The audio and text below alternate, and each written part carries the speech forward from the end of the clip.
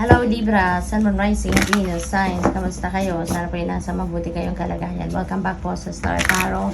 Kung bago kayo dito, welcome din kayo. Thank you for your support. I truly appreciate it. God bless you all.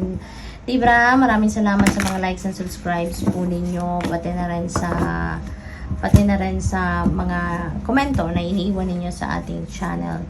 We have Page of Swords. Ayan, so maaaring meron ditong mga impormasyon kayo na ginagather, maybe nagre-research kayo, or baka nag-aaral, no? Ang iba siguro sa inyo dito nag-aaral, maaari din ang iba sa inyo dito nag-online courses, baka ang iba sa inyo talagang bumalik sa eskwelahan, formal education, or baka meron kayong dinidiscover, no? Dinidiscover na there is a certain subject siguro na gusto ninyong alamin, matutunan, 'di ba?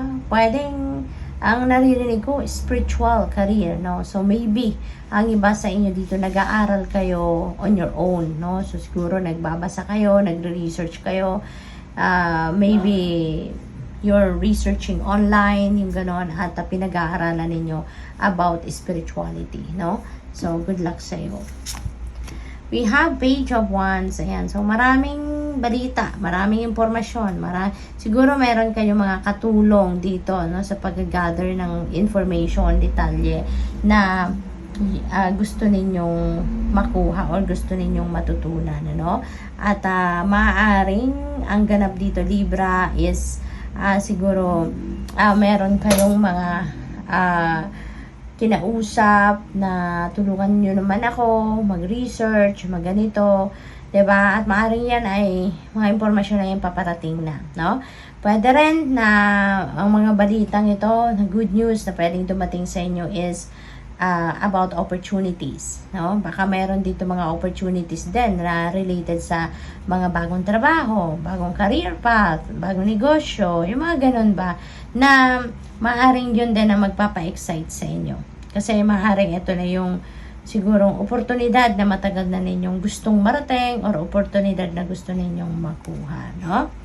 What else? We have 10 of Wands. Ayan. So, this is ending and beginning energy, Libra. So, maaaring burden ng iba sa inyo. Maaaring overload kayo sa trabaho for the longest time. Siguro, maraming maraming bit-bit sa balikat, no? And maybe sa ngayon, parang nararamdaman ninyo na parang tama na, naaawa na siguro kayo sa sarili ninyo, sa katawan ninyo, kasi maaaring meron na kayong mga physical ailments, may mga physical discomfort na kayong nararamdaman, no? Because of that. So, siguro, malaki na din ang pressure sa inyo, kaya mas lalo siguro kayong nai-stress, kaya maaaring ang gagawin ninyo rito, it's either hihingi kayo ng tulong, or iiwanan ninyo na to totally, no? Na sitwasyon na yan na nagpapahirap sa'yo. We have Chariot.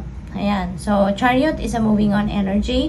At saka success, no? Meron ditong tagumpay na naghihintay sa inyo, Libra. So, pwedeng rin ito, yung may sitwasyon kayo rito na medyo mahirap siguro na pinagdaanan, pero you manage to surpass that, na pagtagumpayan ninyo yan. Kaya moving on na kayo, no, to another chapter sa buhay ninyo. Travel also is very imminent dito for some of you, Libra. Maaaring yung travel na to could be long drive, no? Baka maglo-long drive kayo, no, or travel by land, no? Kahit saan, depende sa inyong sitwasyon. Okay? So, what else? We have High Priestess. Ayan. So, this is a reminder for you, no, na kailangang makinig lagi sa iyong intuition.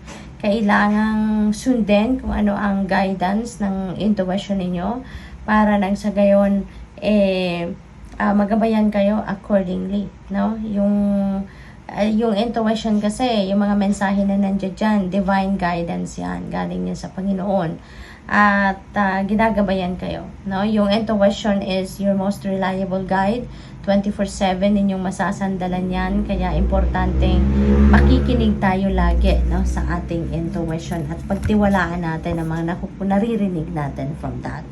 Hierophant, so siguro ang iba sa inyo rito, baka